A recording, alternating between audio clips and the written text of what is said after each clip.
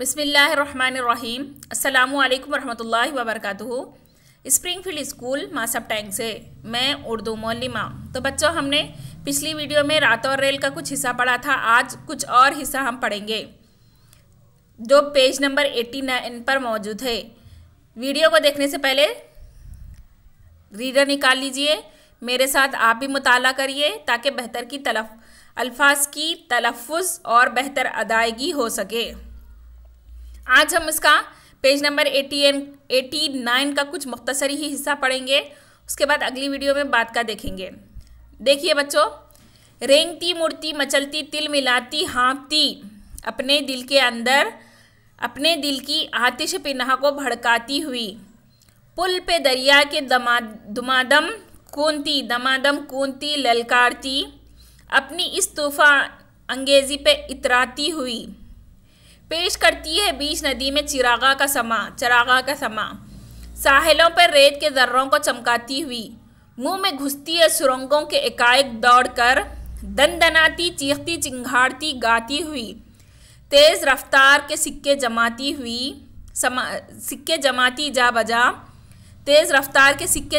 जमाती जा बजा दश्त व दर में ज़िंदगी की लहर दौड़ाती हुई। पिन्हा के माने छुपा हुआ।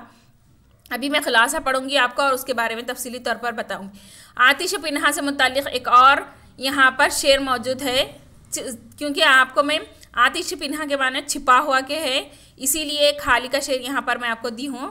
इसके अलावा आप भी सर्च कर सकते हैं। तो हमने बिट नंबर 2 का कुछ हिस्सा पढ़ा था, मतलब अपनी नज़म का पेज नंबर 89 पर कुछ हिस्सा पढ़ा था जो आपका 3rd पैराग्राफ पर मौजूद है। तो बच्चों देख लीजिए, रीडर में खुलासा देख लीजिए, उसके बाद मैं एक्सप्लेन करूंगी। रेल जब पहाड़ों पर चढ़ती है तो ऐसा महसूस होता है जैसे कोई नागिन बल खाती हुई ऊपर पहाड़ों पर चढ़ रही है। मैदानों में से गुजरती है तो ऐसा महसूस होता है जैसे बगोले यानी गर्द के गुब्बार उड़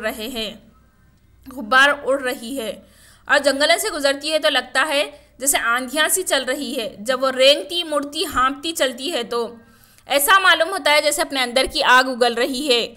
जब वो किसी नदी पर से गुजरती है तो इसकी रोशनियाँ नदी के पानी पर पड़ती है तो ऐसा महसूस होता है जैसे सारी नदी में कतारों में दिए जला दिए गए हैं, मतलब सफ़ और लाइन में। सुरंग से गुजरती है तो इसकी आवाज़ दंदनाती चिंगाड़ती हुई लगती है। इसी तरह क्या जंगल क्या मैदान, हर जगह गोया ज़िंदगी जाग उठती है, यानी सोया हुआ माहौल जाग उठता है। रेल जब गुजरती है तो पीछे अंधेरा छा जाता है और सामने का मंजर उसकी रोशनी में नज़र आने लगता है, यानी उजाले में वो जो कुछ देखा वो अंधेरे में चला जाता है और एक नया मंजर सामने आने लगता है। तो बच्चों, इसके मुतालिक हर मुख्तलिफ शेर को हम पढ़ेंगे और समझेंगे।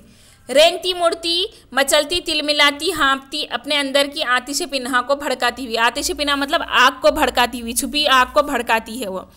पुल पे दरिया के दमादम कूनती ललकारती अपनी साहिलों पर तूफान अंगेज़ी पे इतराती हुई, मतलब मचल के मटक के इतरा के चलती है रेल, मतलब आगे बढ़ती ही जाती है। उसका काम क्या है? बढ़ना, आगे बढ़ना और इंसानों को, मुसाफिरों को अपनी मंजिल पर पहुंचाना।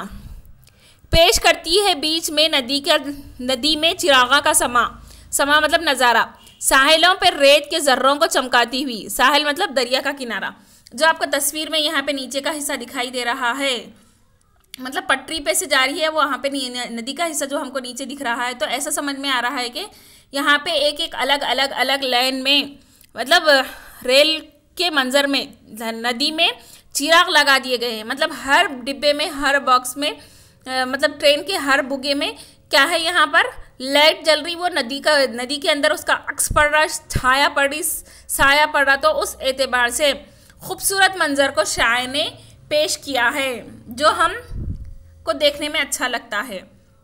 मुंह में घुसती है सुरंगों के एकाएक दौड़कर, मतलब पहाड़ों को चीर फाड़ के गुफा में घुसी चली जाती है, सुरंगों में घुसी चली जाती है। दनदनाती चीखती चिंगाड़ती गाती हुई, मतलब अपना जोर, अपना रुआब, अपना दबदबा बताते हुए दनदनाती है, तेज जाती है, चीखते हुए जाती है और चिंगाड़ते हुए जाती है।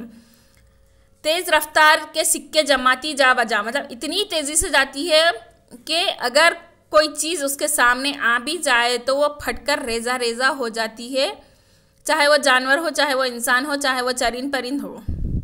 दस्व दर में ज़िंदगी की लहर दौड़ाती हुई, यानी पहाड़ों में और जंगलों में अपनी ही एक अलग पहचान बनाती हुई, अपने ही एक रुआब को जमाती हुई रेल गुजर जाती है।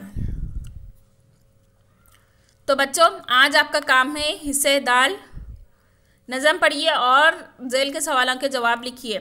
ये मैं आपको PDF भेज चुकी हूँ, देख लीजिए और मुकम्मिल कर लीजिए। उम्मीद करती हूँ कि आज का ये हिस्सा आपको अच्छे से समझ में आ गया होगा। जज़ाकल्लाह खैर।